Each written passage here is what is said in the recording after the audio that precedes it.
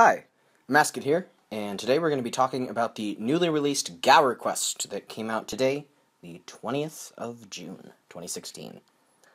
So, this quest has been in development since somewhere around December or January, and it was actually done by Team Omega, which is a microtransactions team. There's two microtransactions teams, and they swap back and forth between doing a month's MTX. Team Omega contains people such as Mod Jack, and Mod Voltaire also worked on this quest, though he is not a member of Team Omega.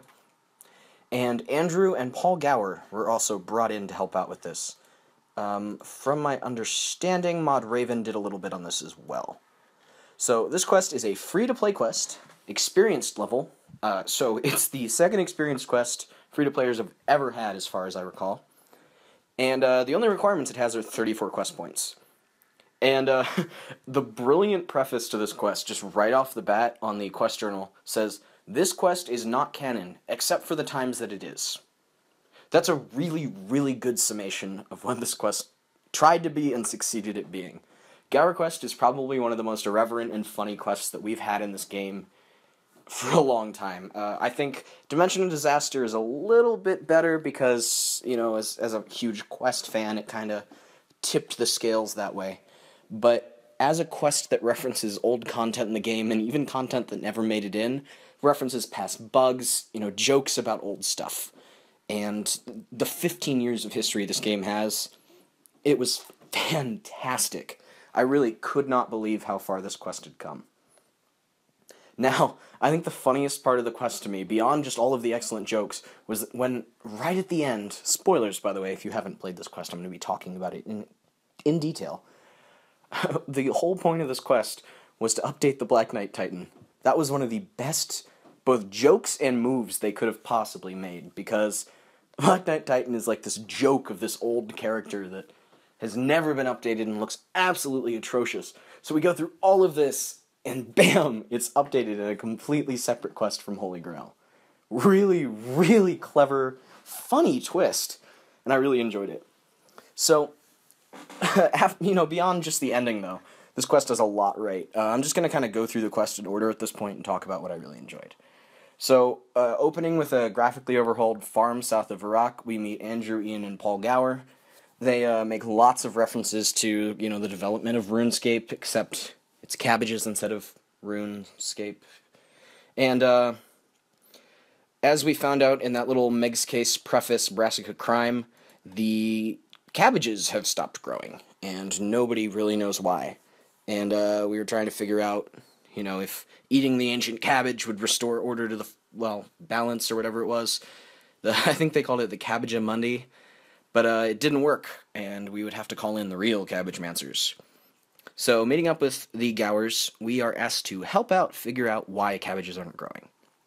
So, instead of taking like a traditional route where you use your farming skills, we make a cabbage speak amulet, and use it to talk to the rioting cabbages. The sheer absurdity of this section was just absolutely brilliant.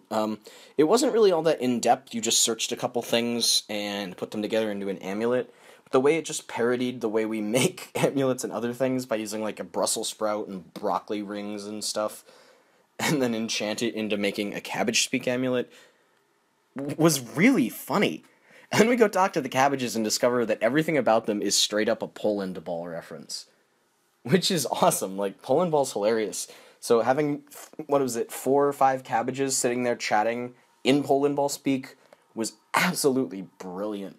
We leaf, we chief. That's like the new tagline for RuneScape in my eyes. Crispy was a great leader for them. And the fact that all of the cabbages want party hats, and we have to get them party hats and put them on their heads, was really entertaining for some reason. It was like stupid but funny. The Gowers don't really seem to understand anything about the world of RuneScape and what's, like, actually important or valuable there, too. So, you know, Andrew's just sitting there casually passing out party hats. The cabbages are, of course, talking. And a Disc of Returning? Cheap. Easy to get. No biggie. But, you know, from all the pre-release stuff we had about this quest, it seemed like it was just going to be the Gowers and the cabbage, and that was about it. And then the BTS video suddenly shows us something a little different. and it was really, really surprising, and opened a lot of doors. That pub, or whatever it was, I think we were referring to it as the restaurant at the end of the universe after the BTS video, really kind of showed the scale for this quest was actually a lot larger than people were expecting. And so, after we discovered that the party hats are not the solution to the problem, we are sent off to visit the black hole, that ancient way that Jagex used to punish botters and cheaters by sticking them just into a pit of darkness. So, we go to where the black hole was, use this Disc of Returning to go into the darkness, and have a really kind of interesting puzzle where we have to figure out where things are in the room while we can't see anything, and eventually use these completely ridiculous sets of options in order to recreate login and open the gates of login, which was an old Godletters joke about how players log into the game. And then we are sent to the old owner of the black hole, Thorder, and are eventually allowed into the behind-the-scenes pub. And this is where the quest got incredible. Quest was already great. I was already down for it. The tone was perfect. It was funny. The references were on point. And then this freaking pub happened. Oh my god. I can't really even contain my excitement about this thing. It was so incredible. You're walking around and you're seeing, the 5 God Wars generals just chilling at a table chatting with each other while waiting before they get sent back out into the battle. You see the penguin that players were able to consistently spy and respy during a bug. You can run into an unfinished creature. You see environmental artists. You see the puppeteer behind the Thingummy What. You meet Guthix's actor who's worried he's being typecasted. You can meet Tim and Crunchy as they were environment artists, but they weren't their normal size because somebody pitched Tim and Crunchy bobbleheads as a reward. It didn't win, but the concept art just turned them into bobbleheads anyway, and they're very disappointed about it. So many just hysterically great references, entertaining jokes, just really smart content. And it wasn't just lots of pop culture references either. It had a lot of really funny just RuneScape references, lots of good jokes, lots of good dialogue all over. And so, after, wasting 45 minutes, I wouldn't even say wasting, after taking about 45 minutes just to chat with every single NPC, examine everything I could find in this literally endless pub. I mean, it circles you back around, but for all intents and purposes, it looks endless. You talk to Spiral Orb, the DJ, who is a spider from previous Halloween events, who is a DJ, and she tells you about the Life Altar, which was an altar that was originally going to be added to the game as an extension to magic that summoning eventually evolved into, and that it's broken and you have to help fix it. And you need to talk to Lucian, Steve, and Thok, Steve being the Chaos Elemental. So there were 3 segments to this quest, basically, for this section. You have to break into the Wise Old Man's bank, you have to get another piece out of the Grand Exchange, and the third one, you have to test some skills in the beta testing room with Max, because he has it and just really thinks it's more entertaining if you earn it. So the skill testing one was the first one that I did. So you walk into this weird-looking portal that has a bunch of unfinished blue box and green and yellow box textures outside. And you step in, and there's a bunch of doors down the hallway, and there's Max sitting there. And he tells you that he sneaks in here sometimes to test out skills before they're released, so that he can finish them faster than anybody else. And he shows you 3 skills that were unreleased. Those being the riding skill, the sailing skill, and, of course, the bank standing skill. Now, of course, them being in beta, their experience rates are extremely overpowered. So, the first room you do is the riding skill, where you walk into a room, hop inside of a toy mechanical horse unicorn thing, and, literally just, you play the little, the agility, harmony pillar, or agility pillar minigame where you have to select the right stance and you gain XP in the riding skill. As Mod Jack actually said at one point in, I think it was on Twitter, it might have been in-game, QA testers mentioned that riding the horses looked a little too sexual, and he said, oh, it's fine, just leave it in. And boy, those QA testers were right. But that's the first one, and then you go into another room and there's sailing.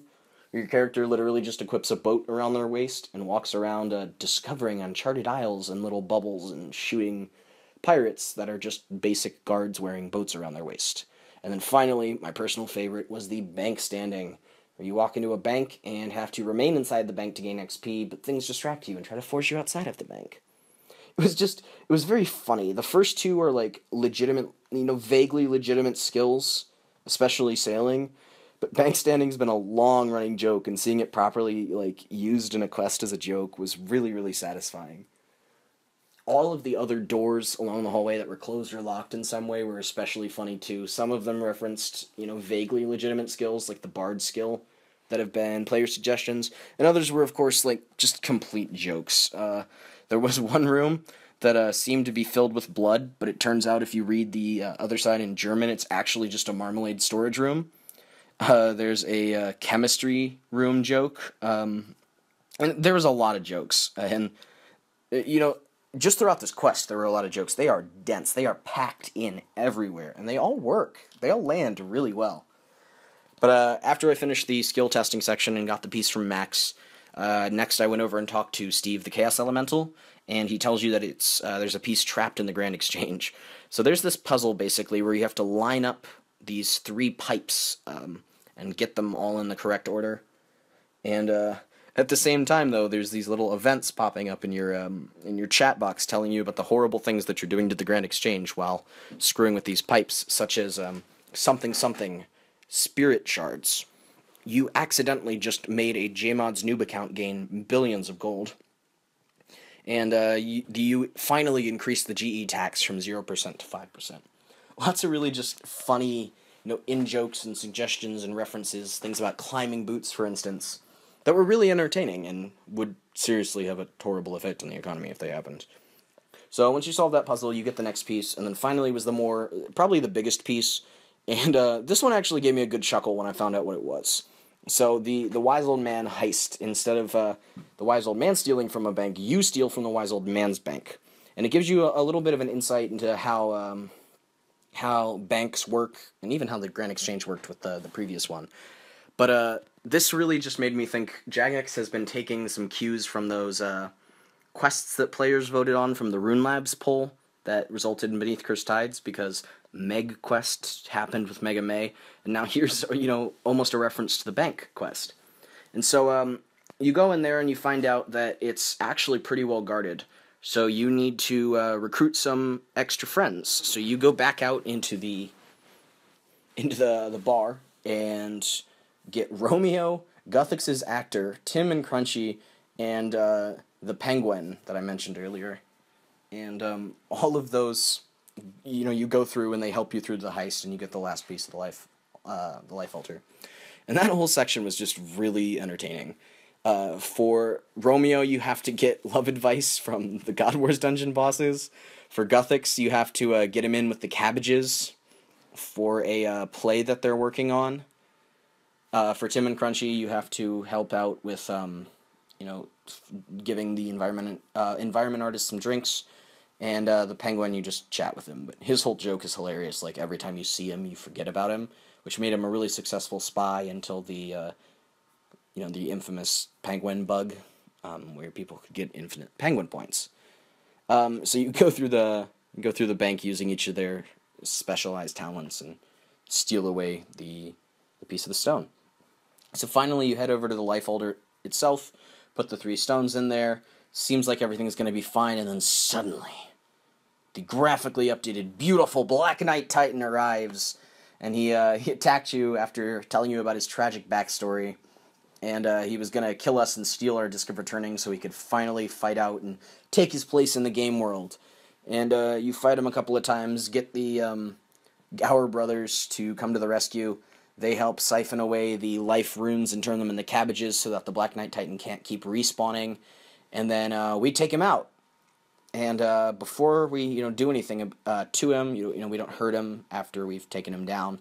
But he complains about how he'll never finally see the surface world, and that he was going to steal our Disc of Returning. And then the Gower brothers like, dude, we have tons of them here, take one. And he's allowed to head out. So we use the Gower brothers then as like the guardians of the life altar, And that's the end of the quest. Honestly, I couldn't believe how much this quest succeeded. It was legitimately funny on every level. It packed in all of these references to the game's storied 15-year past. There was jokes about removed content, jokes about unreleased content. You interacted with everything. The whole behind-the-scenes section was hilarious. Seeing, some NPCs who aren't always on the game world or got removed, seeing the two ungraphically updated Xanic models, it was hilarious. The gameplay was really strong too. It wasn't super in-depth and it didn't need to be. It is a free-to-play quest. But, the puzzle was fun. The skills, the unreleased skills were funny. The heist was interesting. The fight with the Black Knight Titan, for being just a auto-attack fight, still felt interesting because of the motivations behind him. And just the whole way through, the gameplay was simple, but fun, and it worked. The story was amazing. I couldn't believe how successfully they pulled off exactly what they were trying to do. And it really just shows what a successful writer Mod Jack, Mod Moltaire, and Mod Raven are.